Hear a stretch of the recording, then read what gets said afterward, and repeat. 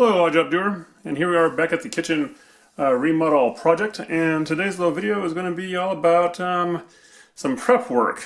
So I get ready to have this space to install the new appliances that we're doing for this area, which is the range and rain, blah blah blah, hood top, just hoods. Up here hoods, range down here, and I'll start at the top here. So I'm going to get some supplies. One thing I'm going to do is up here, this wire hanging on the wall, we're going to end up cutting that back and putting a box within the drywall. And now there is certain boxes which I'll show you. One is for construction before you do it, the drywall, and one's after. So I'll get a box that does the drywall afterwards and put an outlet up in there somewhere. And then down, well, for here, like I said, I'm going to try to find some golden oak wood stain to kind of match the rest of this part. And there's a couple holes here I'm going to try to fill in with some, especially the front ones here where the old doors were at, with some putty and sand that down a little bit. And down here on the bottom, well, let's start in the middle here. Decidedly, I'm going to take a line from the corner here of this cupboard, run it over. You know, I'll probably put like a level up there to make sure it's all straight, and it should nip right underneath these little gouges here.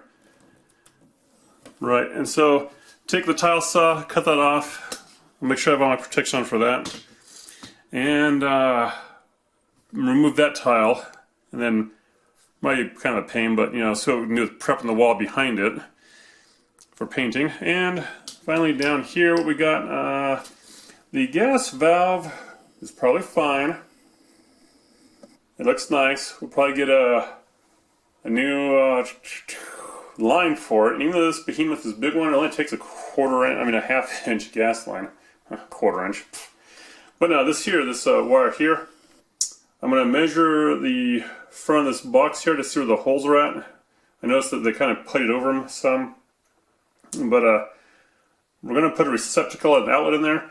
And I already checked on the back of the range, and it can hold either a 3-prong cord or a 4-prong. So your 3 is 2 hots coming in, and which is a black and a red wire, and then 1 white. Now this cord coming in here has I took it apart, that messed up thing that was before, and it has red, white, black, and a ground in there. So I'm going to wire up a 4-pronged outlet for down in the box, and pop out a circuit breaker and put another one. And now this wire here, it's hard to tell by looking at it, but you got the sheath here, which usually tells you what's on it. But it's hard for me to see, kind of like that, a little blurry. And so what you could do, what I did, was after the power's deadened, make sure the power's dead for that, get yourself your strippers, your wire strippers, right? And wire strippers. And what they have here, you know, if the good ones will have holes up here with the gauge, 10, 12. This one goes from 10 to 20 gauge. The higher the number, the tighter the wire, or skinnier the wire. The lower, the bigger. So anyways, 10 gauge. And so to test this thing out, what I did, zoom in on this wire, pretty simple. I just took the 10 gauge spot and stuck it over the wire, and where it's not sheathed, and kind of gave it a little pull, and it was nice and smooth, and I went down a notch, and it wouldn't. It wanted to bite into that wire. So that there is 10 gauge wire. And that's what we'll be needing for this 35 amp circuit breaker.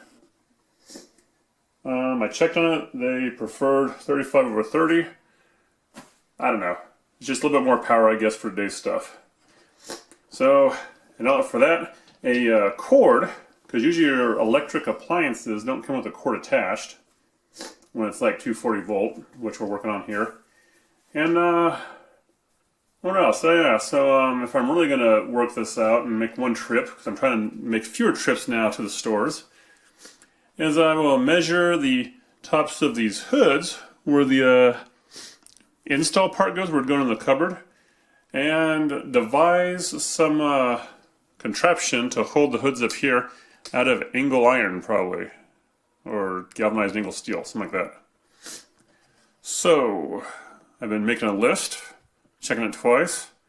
Gonna run off to the store and see if I can buy a bunch of stuff. I might have to go to 2 stores, so I'll be back. And continue this video in a little bit.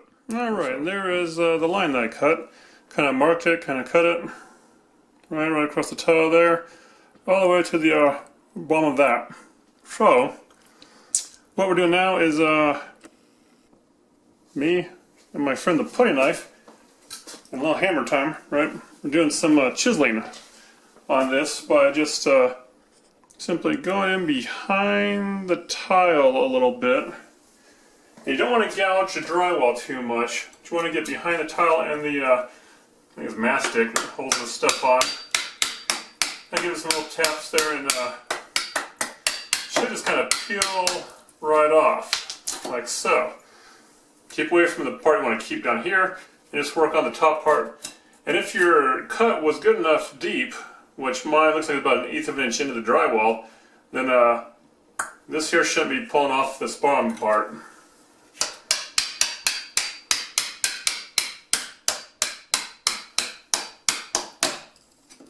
Alright. And yeah, just more to clean up later. So we're going to continue along the line here and wipe out all this upper tile part, and then I'll go shopping. I should have ran out when the dust was here, but most of the dust is cleared and vacuumed a lot. So, and would you look what happened? Do you believe when you're trying to take tile off a wall, that might just kind of take some of the drywall with it? So you can see here, this ain't so bad. This is actually the painted surface of the old color paint. A little bit of the paper came off on this side, but you know, still workable. This over here, you know, turned out pretty good too, see? It's not so bad. A little bit of taping, see here. But a little bit of wall compound putty will work good on that. This here is a little bit worse. This is actually the paper on the back side of the drywall. And apparently, from looking at that, it sounds like there was like a divot here before, because there's much more compound here, besides over here and here. So, plan is now, I'm going to take some primer, prime this all. I've already swept it and kind of vacuumed it and tried to get all the loose pieces off. So I'm going to prime it all, and probably over the papered surfaces too. Then I'll come back and creatively do something with a putty, drywall putty.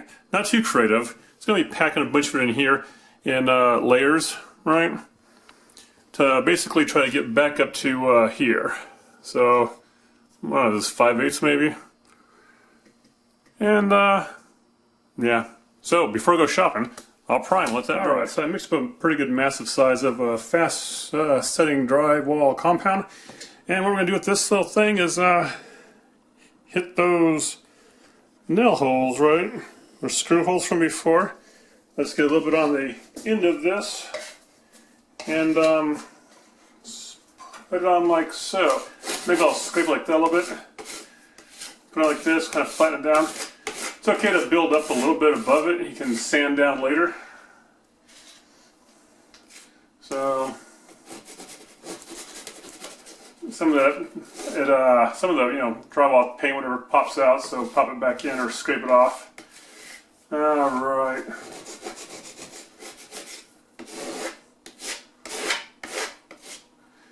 And then there's more, of course, up top there. Right, same thing. I'll put a compound in there. Gotta work kind of fast with this. This is the 5-minute drying stuff. Scrape it off, pack it back on. Alright, do a better job with that.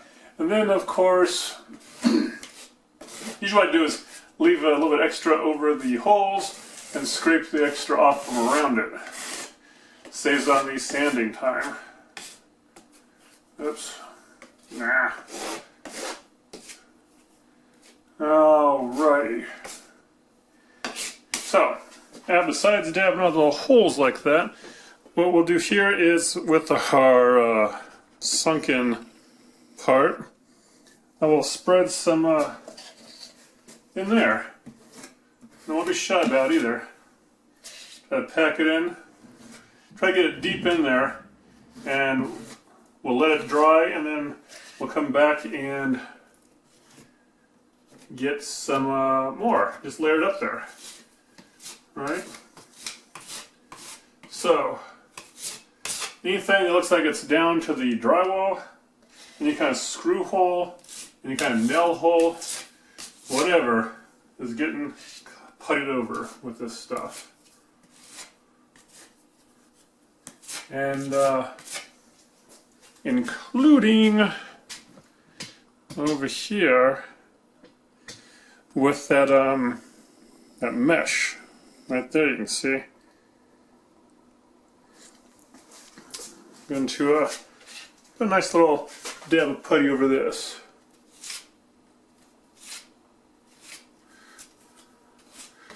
Something there.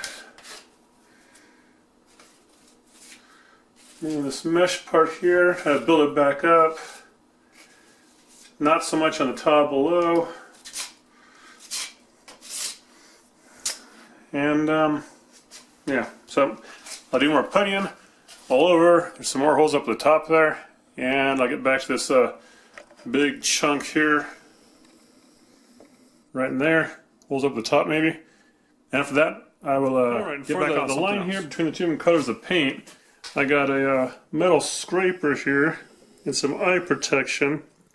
And so all I'll be doing is just scraping here to make sure there's no difference between the two sides. And I'll do it up on the top too, the ceiling when I get a ladder. And scrape some of that. And that's going to be almost about it for prep work. Then we'll get back to prep work in a little bit though. Alright, so as we're still going to continue on with this back wall here and fixing up, it's time to rebuild the kitchen and get ready to install the appliances. So, the first thing I'm going to be tackling here, or second thing, whatever, is the hood height. So, in the manual it says if you have a gas cooktop down like so, you want 30 inches up, minimum. The hood itself says, the manual came with, on the side of the hood it says 31 inches up, a minimum.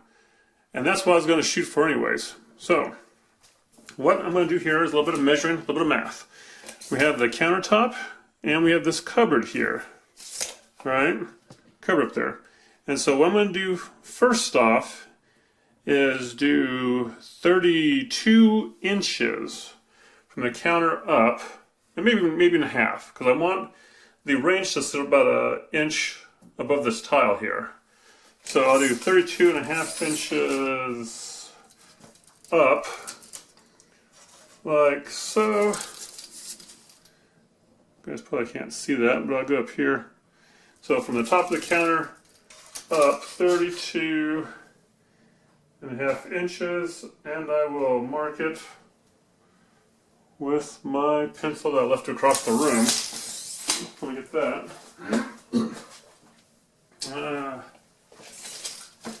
Alright, back on. 32.5 inches, so it's actually roughly right about here. There's actually a line already there, which was the top of the old hood, was 32.5 inches. So that right there is where the bottom of the new hood's going to go. Now the new hood, already measured, is 7 inches high. So I'll put this up here and hit 7 inches about up here. And that will give me some idea of where to hang the stuff from. The spot that we are going from, let's see, so we got from here is where the bottom of the hood is going to be at, and then 7 inches up is right here, so the top of the hood's at. We're going to kind of follow that imaginary line across to see where our power comes out of the wall. And now our power comes out here. So it's actually a little bit north of that spot on the wall over there. And I know that this frame I'll be building for it is going to have, I think, a 2.5 inch lift. So from here, I do another 2.5 inches or so, and go it over, and that's going to just barely be at the corner of this here. So what I'm going to do is I will cut my, knowing I have an extra 1/2 inch little play with here, I'm going to cut right from this corner out over and up, knowing that here's a stud more than likely, because you can see there's a tape I put over the screws that were in there, the screw holes. And yeah, so the box is going to go here and up here from this bottom corner.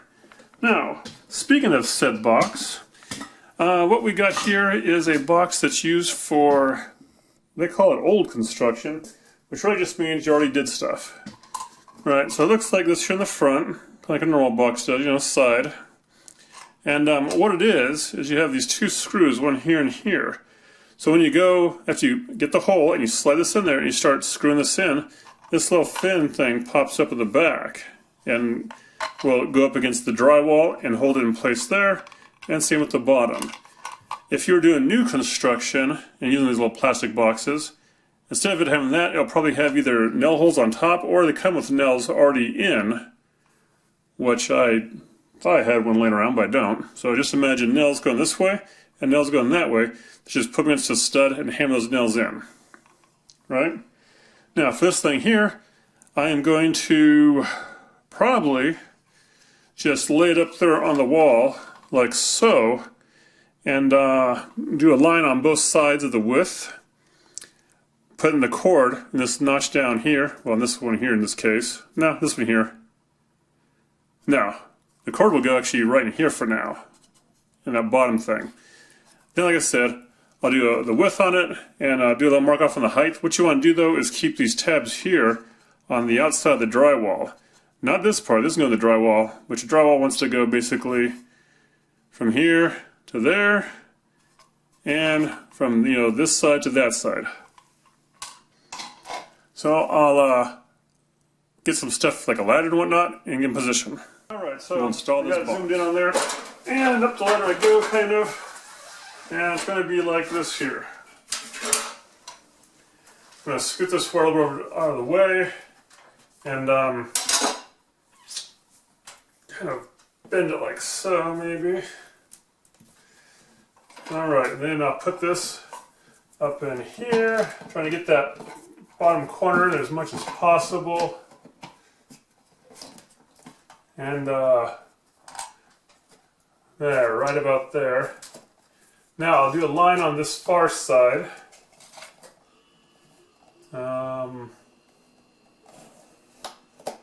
Alright, like so, and then I will mark the bottom here, like that. And yes, if I didn't have this wire hanging out, it'd be probably slightly easier. I'll mark on top, I'll mark the bottom. Okay, now that is the quick and easy way to do it. Likewise, I can take my measuring tape, go across the top here, and be like, okay, it's 2¼ inches. Go across these 2 pegs, that's 3, and look like 3/4, just shy of 3/4. Alright, and then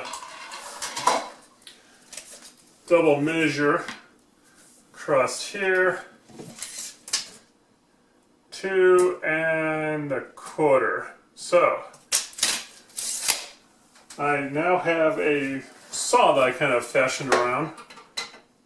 It's a reciprocating saw blade, and I'm just kind of working this hole and work it down a little bit,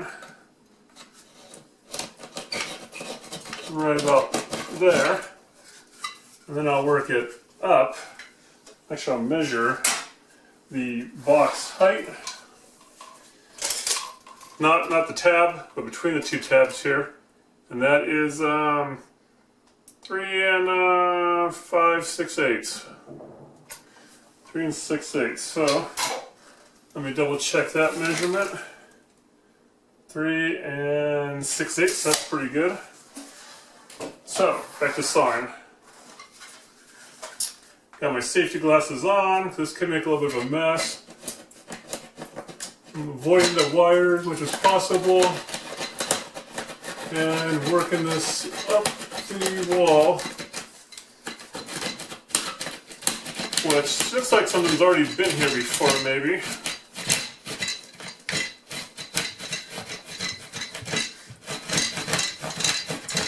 And right there. I'm going to swap it around here and do some across the bottom.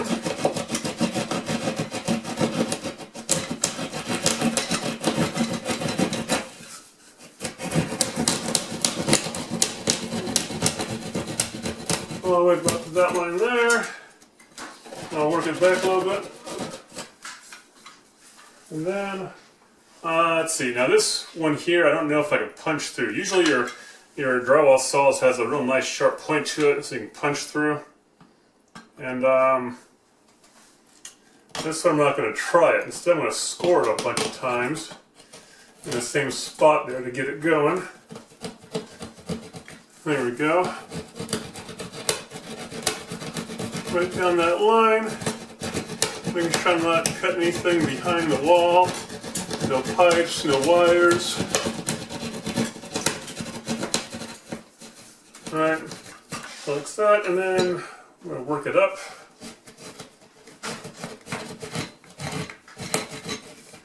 Do that other line. Right up there. And same thing, I'm going to have to work in a, get this water on my face. Work in a little line across here.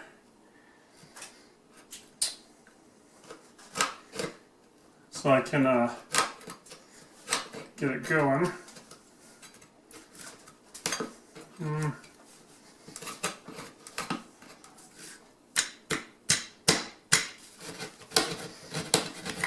Alright.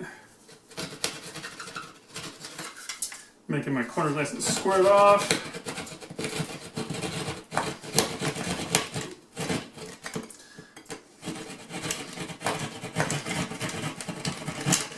Try not to stab in the stuff behind the drywall. There we go. What we got there now? We got some insulation. And great. So I'm just going to rub this off. I'll get some of the dust out of here.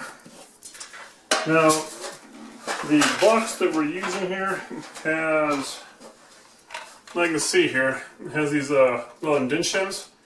So I'm going to go with this bottom one here and pop that in. And the wire will be stuck through it. Right. That goes like so.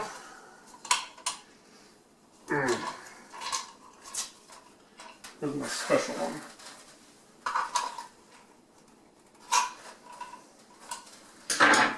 Okay, wires which are all dead now. I will put through that hole, bust it out.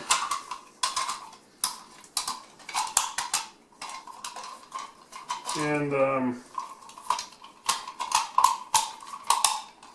force it gently.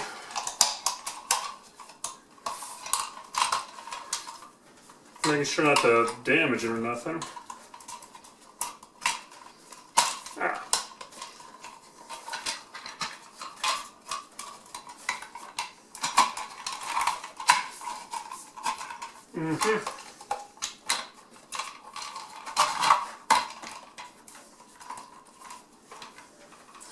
Make sure this here is not cut, which it's not. And voila, we got it back there against it. Now, make sure flaps are both down the top and bottom before I start shoving this in the hole.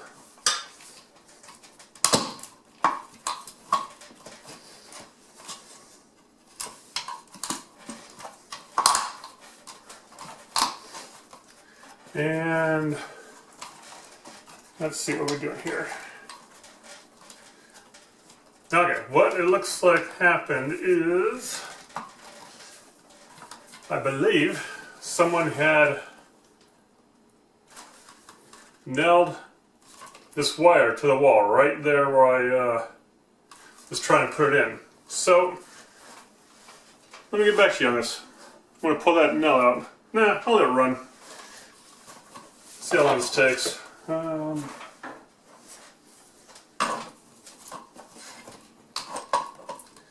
This tab here.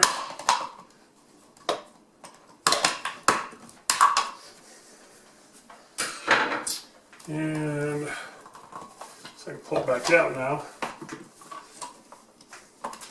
These things aren't usually made for pulling in and out, so that means the tabs are going to have to be obliterated here, maybe.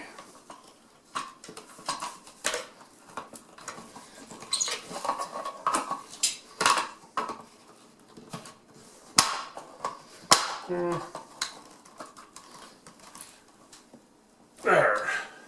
Yeah, that's nice. Now it should be hitting.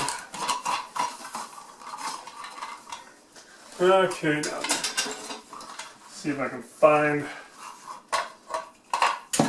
something that's, yep, there's a staple right there.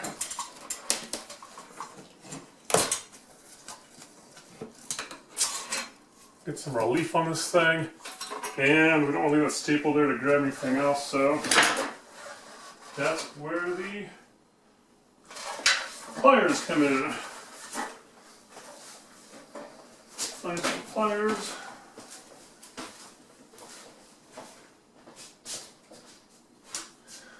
Nope, wrong one.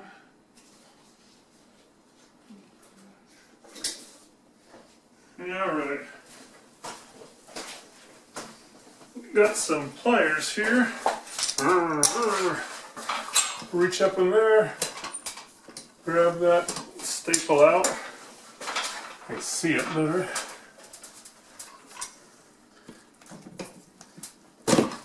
Oops. There. No? Yeah. Huh. Alright, whatever, it's done. Make sure nothing else is going to stop me here. No, there's another piece of metal.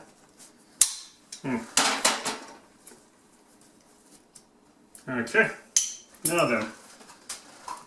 Check my wires, make sure it's not messed up anywhere. No, good. And box. And hopefully go freely back in to its spot. Oops.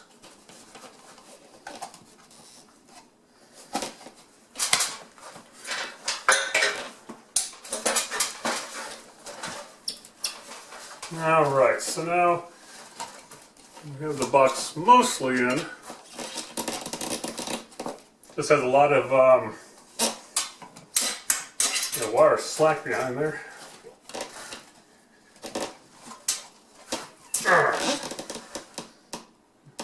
Alright, maybe it's not quite right on the top and bottom.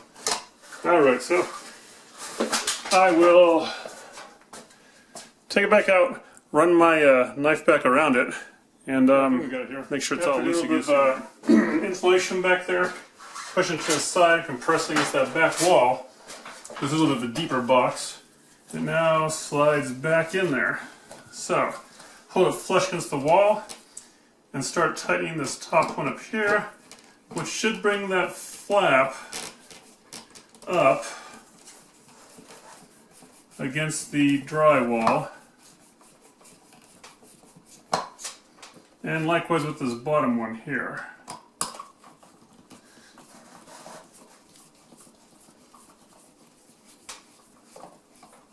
I can feel the bottom one's working a lot better than the top one. Snug that one down. This top one here, try again. No, does not want to go. So I'll back this bottom one out here. Some. Slide back out, make sure it's still there, and shove this insulation up and away from this drywall spot.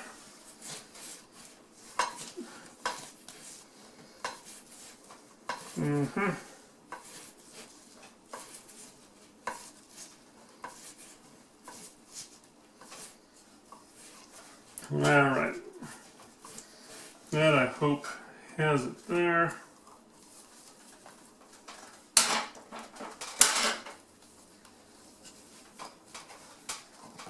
This back in, see if it folds up right.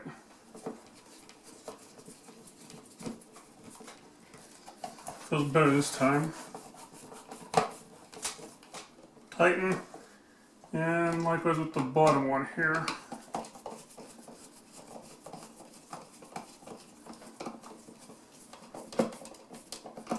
There, got it snug down. And snug down up there. Now then, once again I will take some of that drywall compound and just kind of fill in the slight creases around the sides here. And then we're ready to cut the wire and install the outlet. Okay, now that that's kind of set up there, we'll work on installing the electricity, the outlet, right? Got an outlet for up here. And this wire is still dead. It's going to take about, about 6, 7, or maybe at least like, 2 or 3 inches out from the box and cut it off here. And then we will take back some of that coating, which requires a knife per se, maybe. Here's one.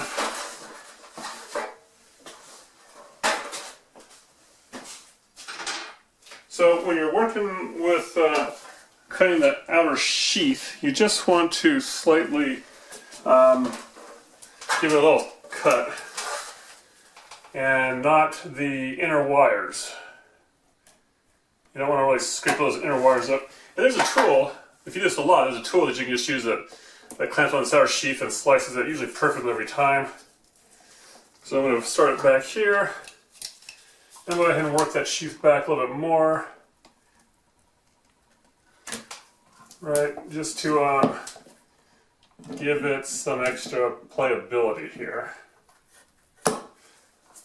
Alright, so sheath comes off like so, and this once again I just use there's the wire cutters on it. Got sheath out of there, paper's off. What we got here is a black, a white, and a bare copper, which once again the white is usually neutral, your black is usually hot, and the green, well, bare, is usually your ground. So on the plug here, we've got a little green nut down here for the ground, and 2 different sizes, a little one and a big one. So the little one, which is usually a darker brass on this one here, and silver screws on this side. The little one is where you're going to run your hot wire to. The black one, black wire. So I'll take a needle nose pliers here and just give this little end of the copper a little twist, and like so.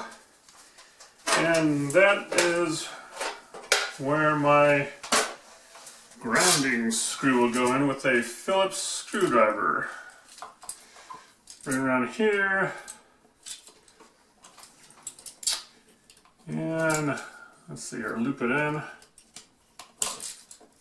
I got too much of a bend to it. There.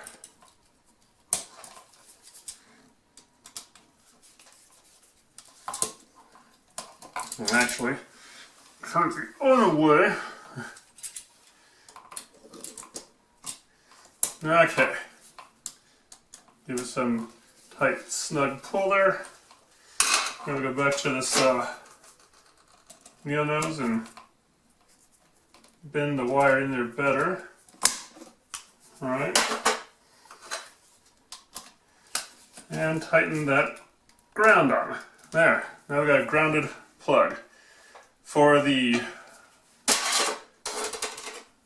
negative and neutral there, let's see what we'll do. We'll strip it down. See how this goes. Some of them just have push-ins, and others you can wire it up. I don't know if you can see it here, but between these two, there's actually a little part here you could break off. If you broke off on both sides, that would de-energize one of the plugs. So you can have two separate, you know, power sources to a plug, but that's a different video altogether. So this side over here is going to be my power, and I will tighten the bottom plug. Alright.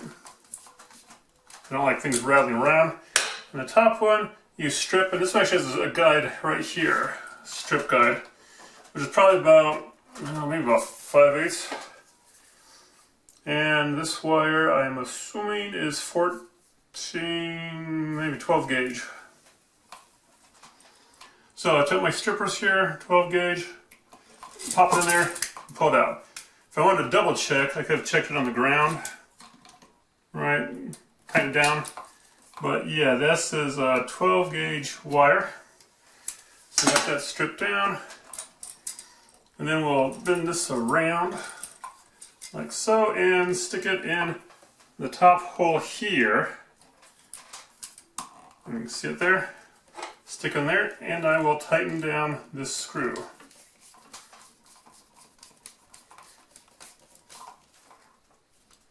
And I can see now that the sheath that covers it is just ever so much popped up. So I'm going to pull it out and cut off just a little tab of this wire. So I want that sheath to be down in here. Don't want any wire popping up or anything can bump up against it. There, that's better. And tighten away again. Alright, tight. Now the other side, I'm going to flip it around. And I'm going to actually reverse it. I'm going to tighten this top one down. And the bottom one, I will put the white on.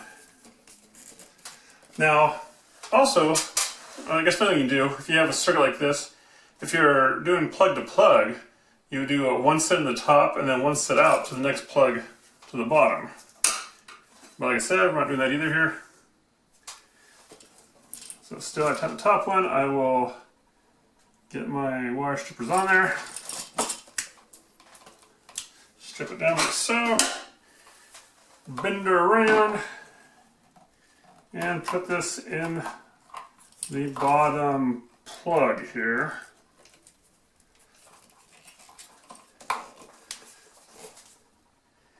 And tighten it down.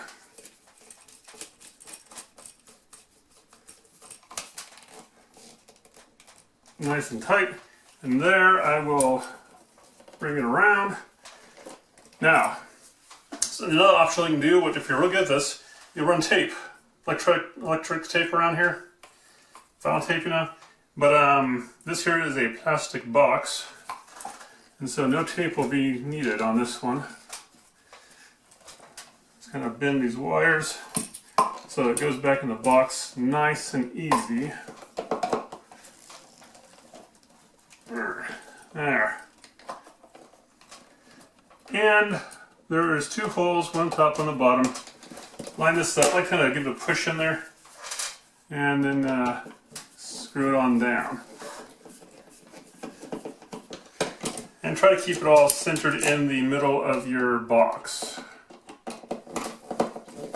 That'll make it look good and maybe work better. Oops. There, in the hole.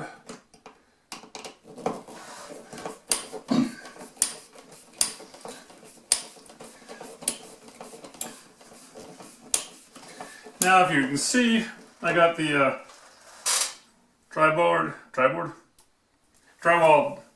mud on here around this outlet, and so that's for the most part dried.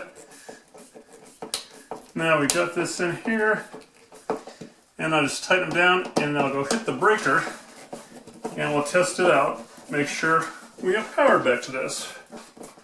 Alright, so hit the breaker on that, and now a good sign is when you hit the breaker and it doesn't buzz and snap off. That's usually a good sign. The second good sign is if you got yourself a little tester here. You do your negative in the middle hole, your ground thing, and your positive in one of these little ones. Put it down here, lights up. Puts it up here, lights up. Negative, positive, both sides, lights up. Negative, neutral, nothing.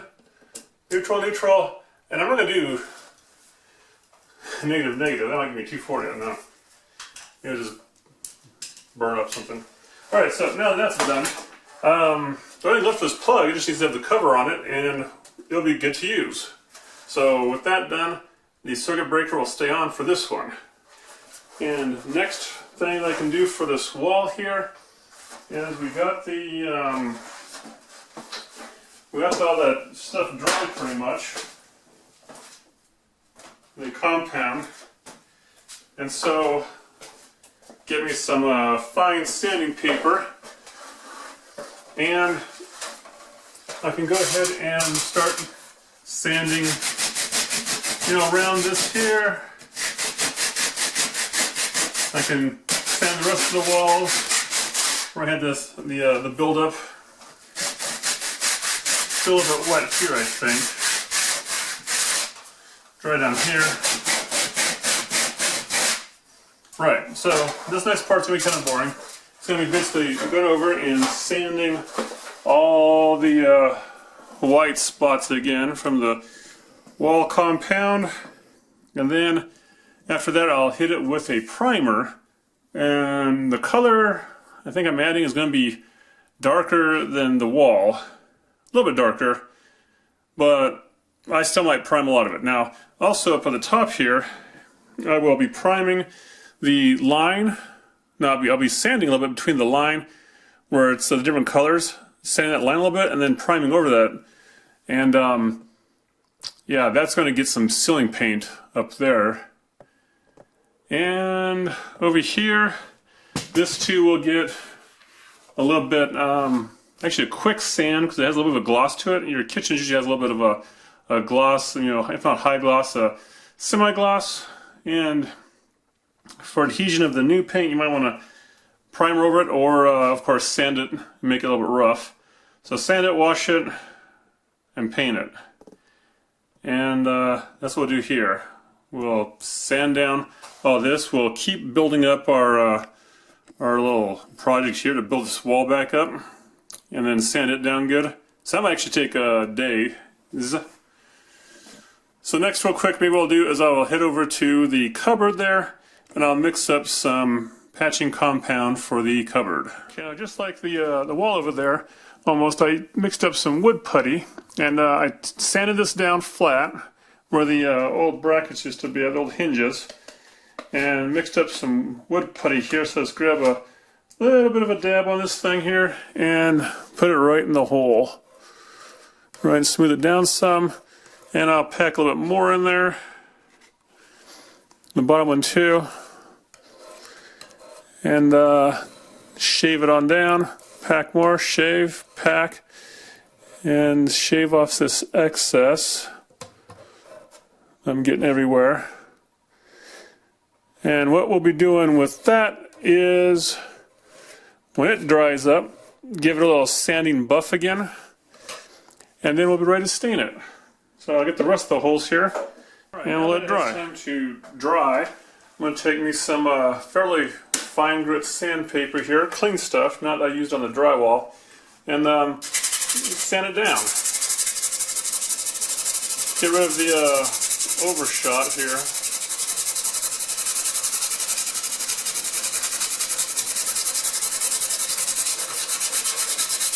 Up and down with the grain, right?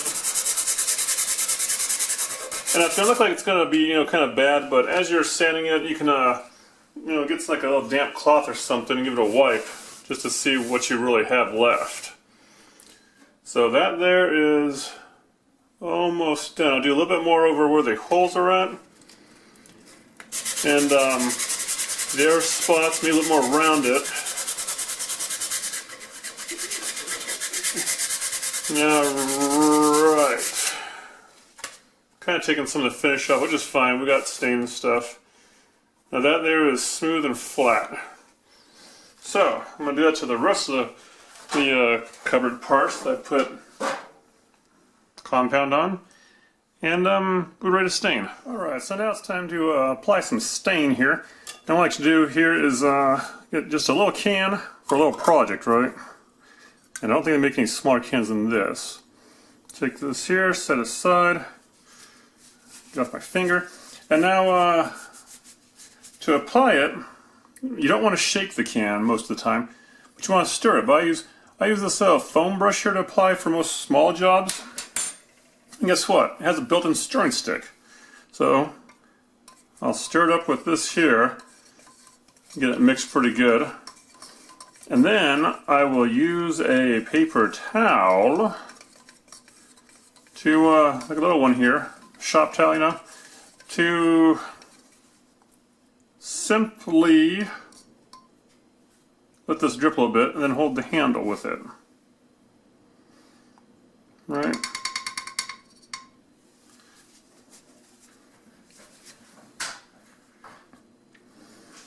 Alright, so just kind of run some of this off. You can kind of see the finish there. And give a little wrap here. Make sure I got anything on my fingers. And just give a little dip in the can here. And up top here, what we'll do is find the spot we're working on. Alright. And just give it a little stain applied to it there.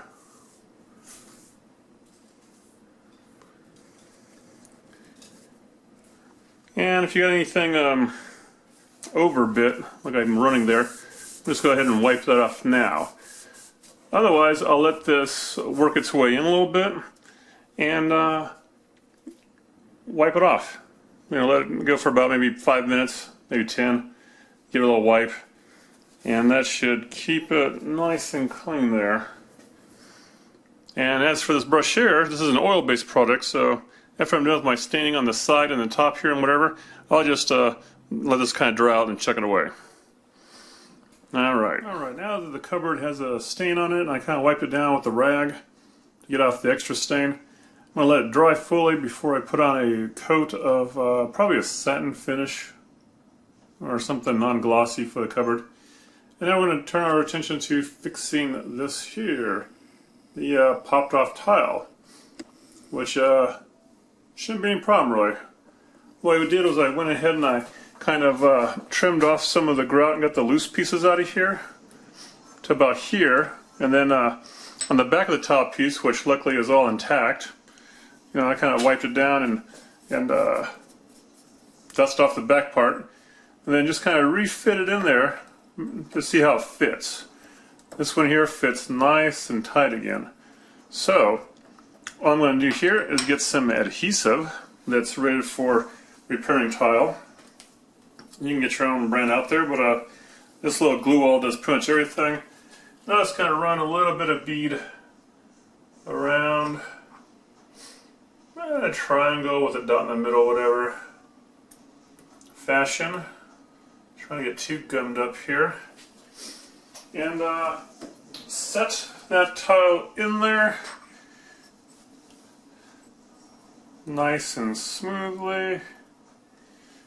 Making sure I get everything nice and spaced in there, flat. And last but not least, I'll get my cheap tape here. Yeah, and tape it down. So I know which tile it is that's glued, and so it doesn't just fall off and fall on the floor. I'll make sure to let that glue dry totally before I continue on working on the grout part. Tape. Oh, big one there. Alright. Smooth it down. Make sure there's no overdrip here, which there isn't. And there. After that now, like I said, let that dry, then we can grout it. So the next thing on rebuilding here is down here. Let me get situated and we'll work on the 240 outlet. Alright, so we're down here now, on the ground, and work on this here, a plug, right? So because we have we have 4 wires coming in, if you remember before, tied off over there. We're going to use this plug here. This here will have a ground, a neutral, and 2 hots to make a 240. Now this here says 50 amp flush mount, and that just means it's rated to go to 50 amp. You can hook this up to something less, in which we are. We're doing 35 once we get the breaker that's on order in. And so 50 amp is the max this plug should handle. So I'll rip into it here and see what we got.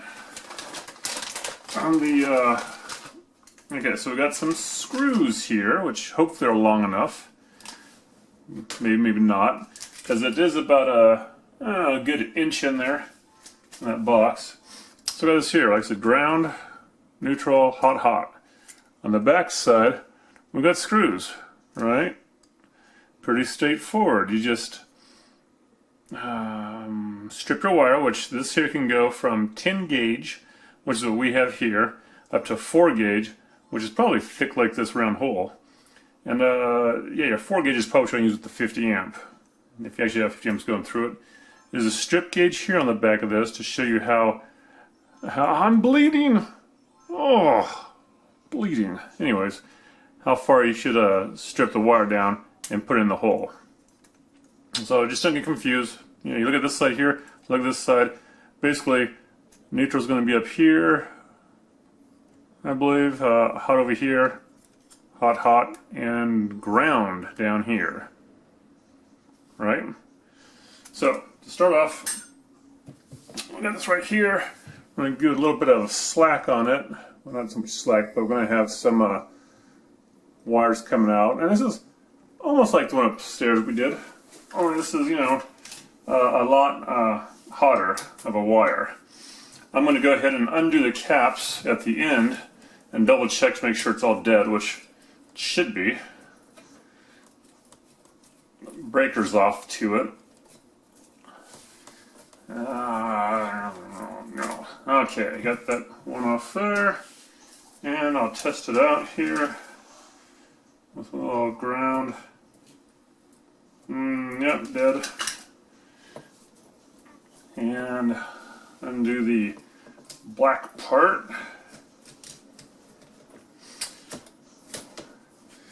You guys can't see anything, but I'm messing with this right here. You see, get these nuts unscrewed. Alright, and I'll test it out with a little tester. Nothing and nothing. Okay, so that's dead. Now, I'll forego the rest of that and just chalk up in here a little bit. Clean this little box out some more. And figure, okay, put it like this. We'll probably want to cut it right here. Get these guys on it. Give it a nice little squeeze. Right.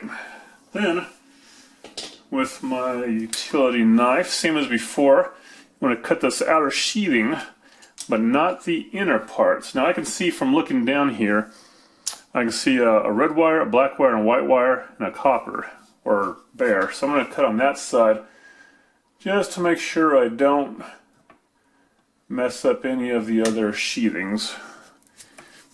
Right, and I'll cut a little bit deeper. Get in here. Alright, and then pull this back and get it a nice little choppy on that.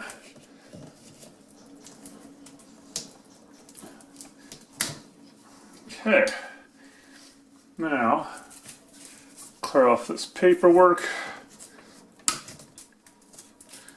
making sure not to cutting the wires. So we've got red, white, black, and a ground.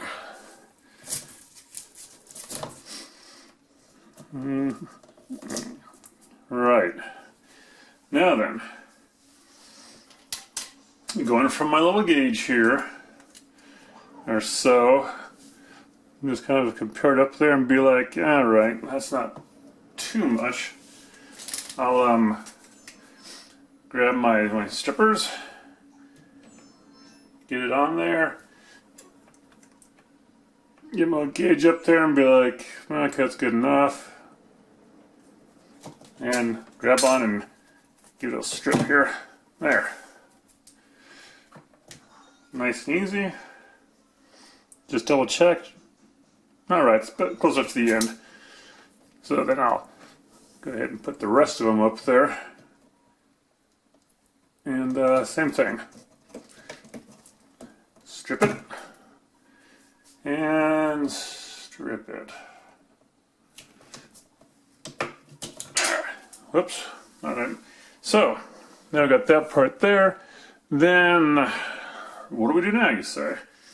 Well, we got our outlet. So, ground's in the bottom here. So I'll bring that around. Phillips screwdriver. And slip it on in there. Like so. And give it a nice tighten down.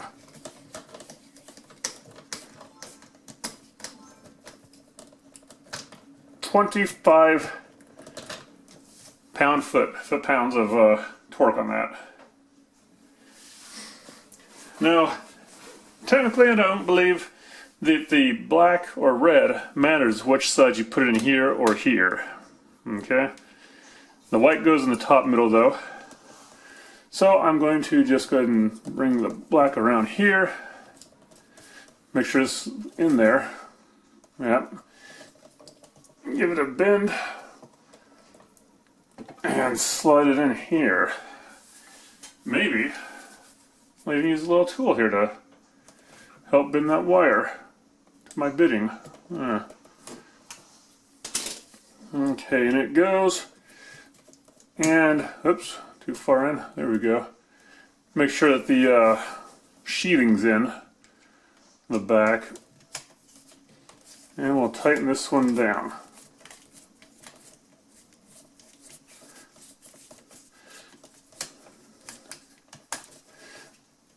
Nice and tight.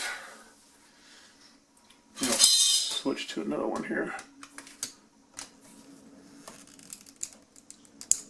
There, 25 pounds. Okay. Then we have left is the red one, which comes around actually, and it's in the almost like the bottom hole.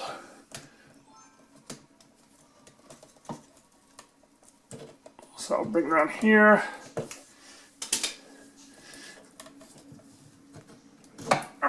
And hold there. There. But I'll get it set somewhere straight in there and not so kind of crooked. There, nice. Tighten it down.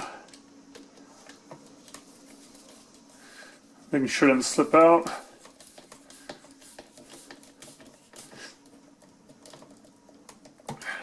Alright. And last but least on this one here will be the neutral, which goes in the top middle. And That one there gets tightened from the other side here. So let's see here. Right in there.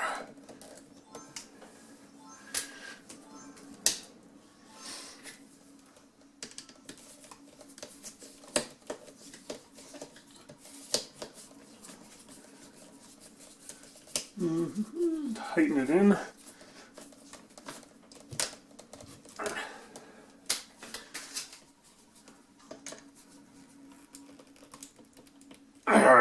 There, tight.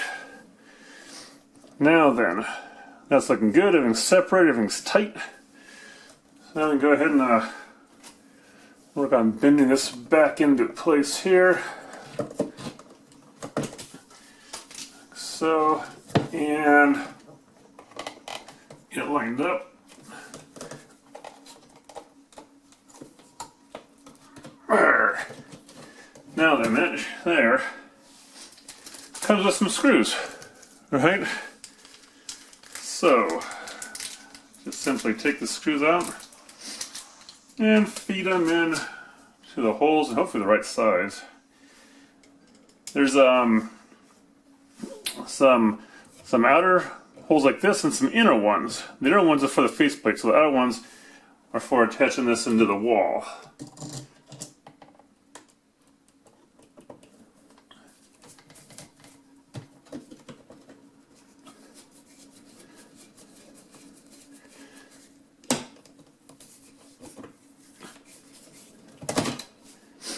And let me try another one here, just to make sure it's the right size and all.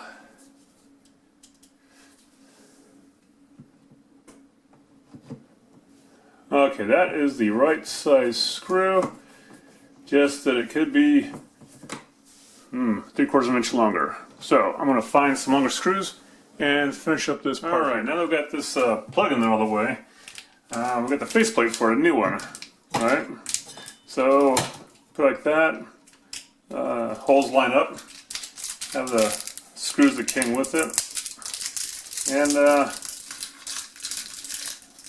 yeah, just put them in like kind of like the other ones you did.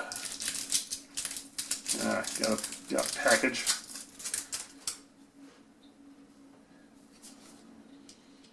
And it doesn't have to be this kind of a faceplate. It's kind of a decorative, maybe stainless steel one, I don't know. But it has some industrial look to it, and it's stronger than plastic, so let's snug it up here and get the other 3 in. And then every time we go flip that breaker on and see what happens. Oops. Let's get.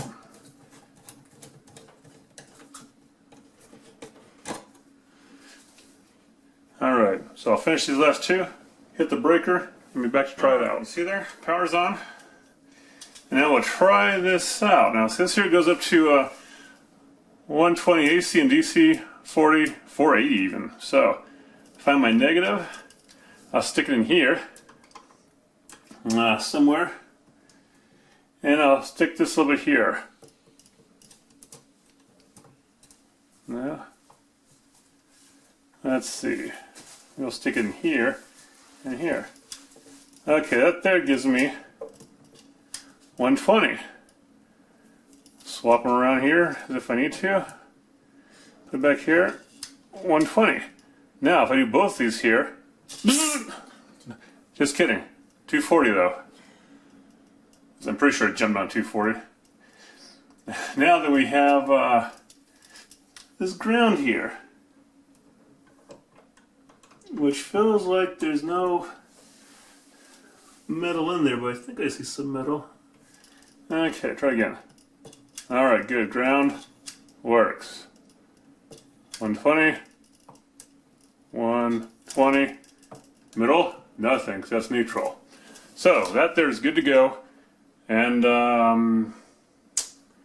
yes, next we'll do is bring the intention back down to here. See, we're working our way from the top to the bottom. And here we've got some wood shims that are underneath the counter. And what we need to do now is kind of put the wood shim into there more and get actually a wedge wood shim in there to make sure this thing here stays in there. So just kind of put them like so, gives it some little taps.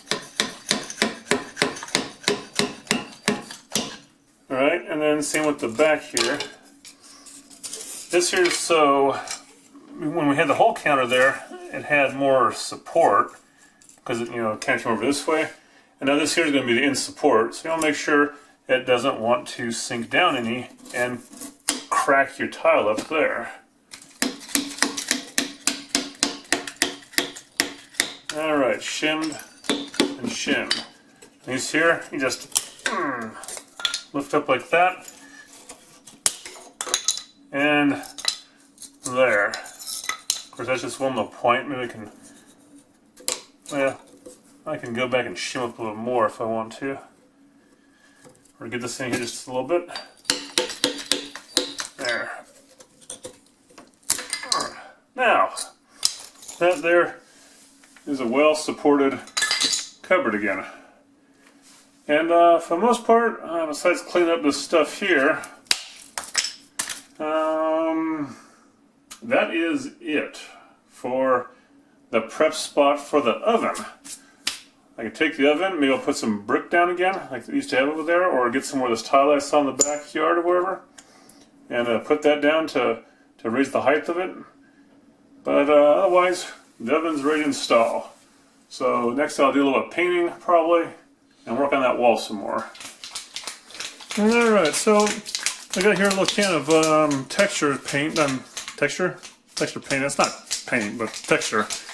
Because after sanding down that buildup that I did to a pretty good flatness without any kind of holes and stuff, I'm going to try to put some texture back on it.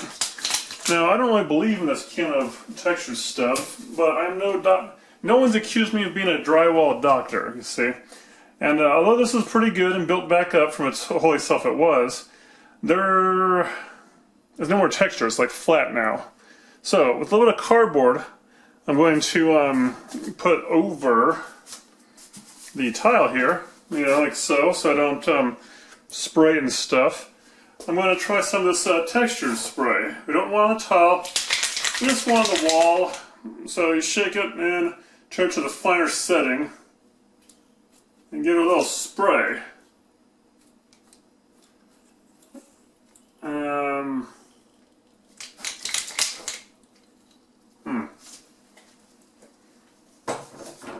Upside down.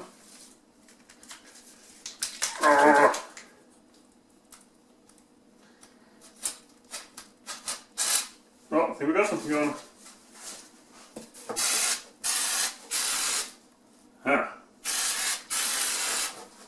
That's pretty heavy. It's texture, but a little bit heavy.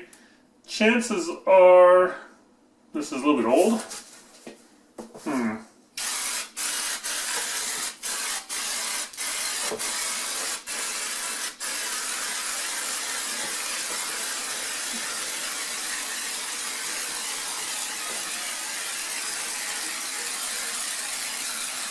A little bit old indeed.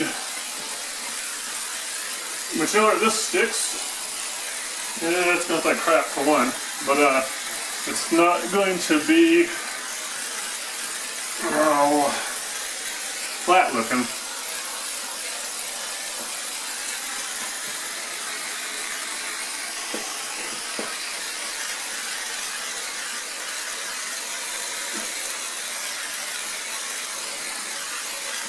Right, textured.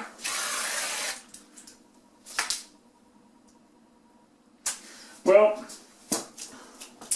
while I maybe get a paper towel and kind of fix some of this stuff here, I just pretend like I did a fine job of texture spraying.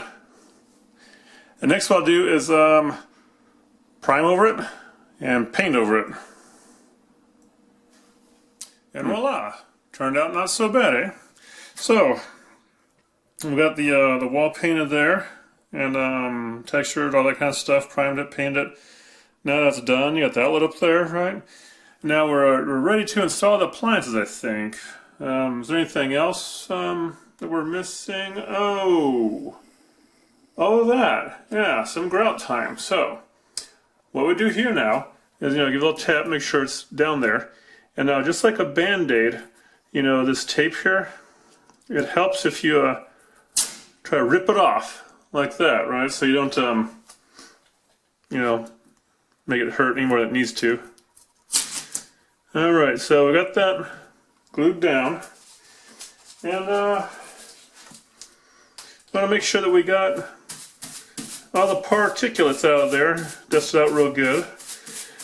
And then what you do is you go to probably the hardware store somewhere that sells grout, and you pick up some grout.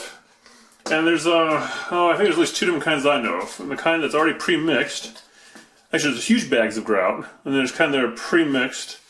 And this one here, you can see, is dust inside. And pretty simple, you add water to it, cold water. And I picked this one here because, see, it's a linen. And if you look at the grout chip I got, right? There's grout chip here. And what you do is you don't try to match the color of the top of the grout, you try to match the sides or the broken end. And so after comparing stuff, I kind of thought this was close to linen, even though they don't quite look that close here. But what we'll do is after the grout's applied and dried, then you actually put a coating on top for most of the time, and that keeps it liquids from going into it and whatnot usually.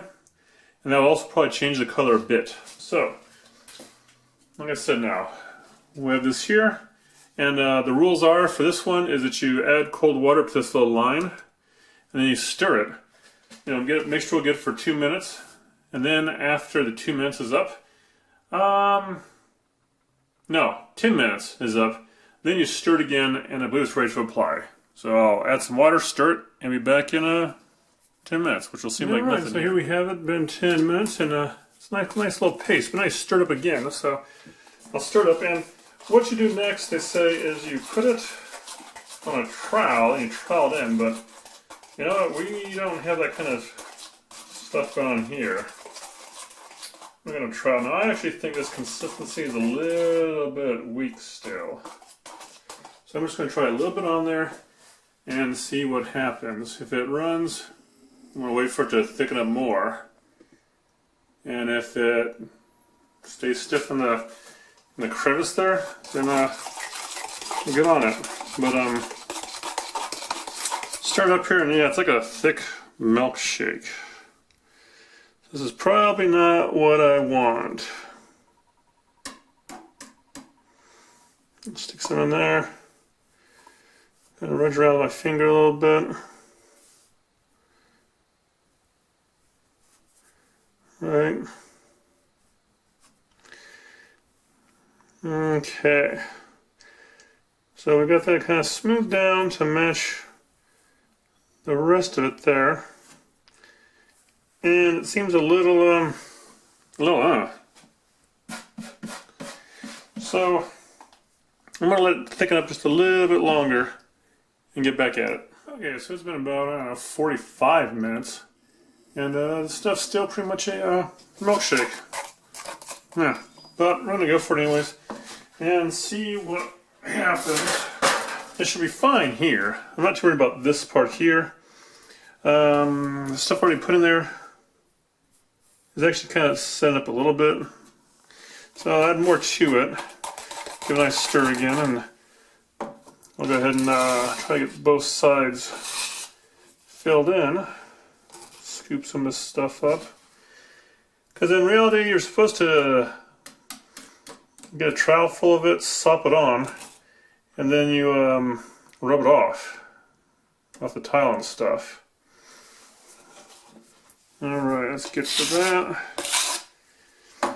I thought this would be more like, I don't know, wall compound, where it should set up quicker, but the wall compound I work with usually does 5 minutes. Okay, so I'll smudge some of this down here.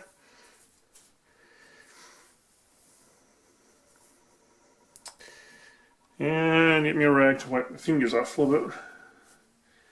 Anyways, I believe you get the gist of what I'm doing here. Just kind of make it all look nice and uniformed and smooth. This is not how you normally do grout, but when you're doing a little touch-up part, this is how I'm doing the grout.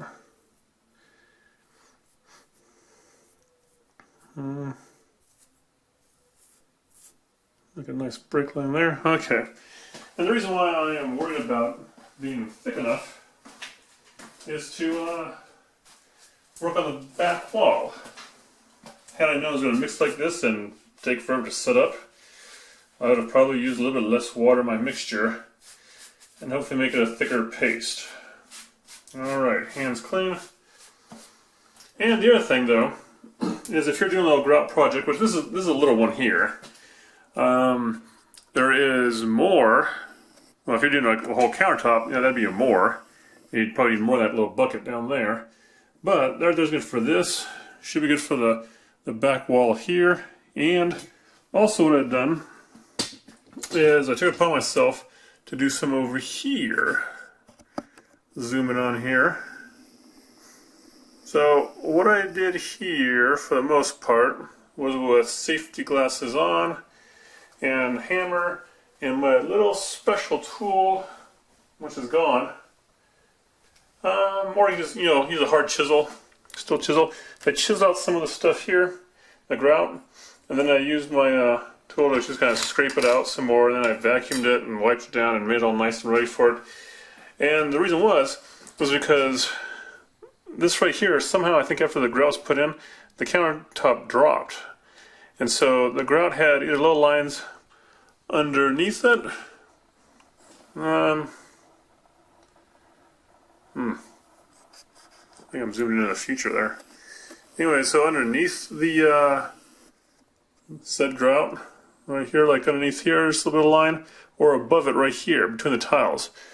And so by chipping this all away, I'm going to refill it in with more grout, and it should look nice once it's done. But we'll see, because we're still working on this part over here. And now with this part here, they say put it on, let it sit for 10-20 minutes. You come back, and if you do like the part where you smudge all over the thing, you want to make sure you wipe this down. I think you wipe this down actually after a few minutes, like maybe 2. You use like a wet sponge to do this with.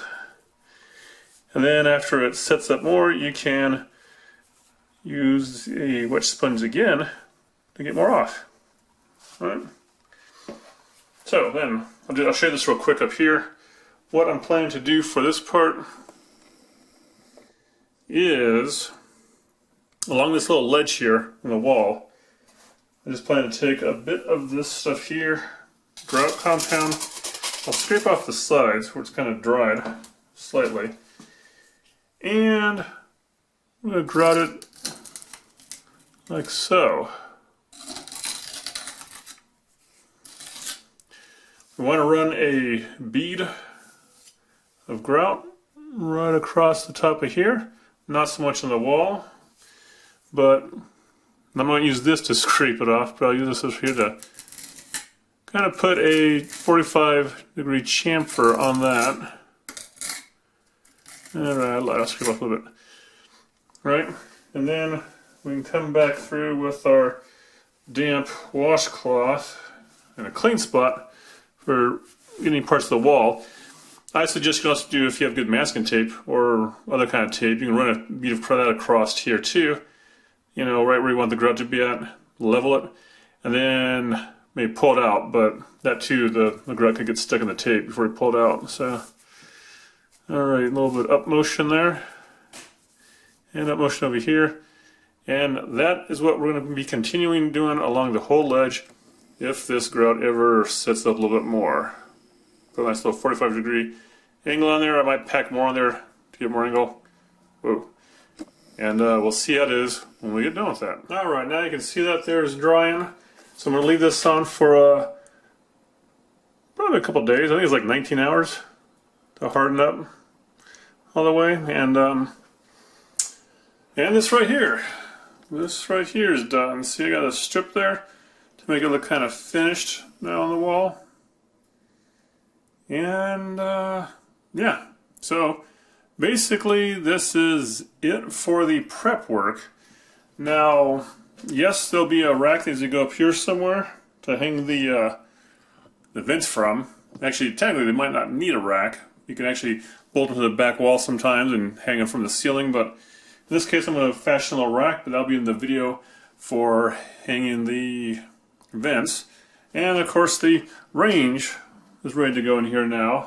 I'll clean up the floor a bit more, but anything that we're going to do to customize that to fit the range in here, we'll go in the range video. So, I know I kind of covered a lot of stuff in this video. I hope it wasn't too choppy. I hope it was all clear. And thanks for watching. Subscribe if you like it. And hit the notification bell if you're following along on this series of kitchen remodel. And I'll be back in another video for the range hoods. Ajabdur, out.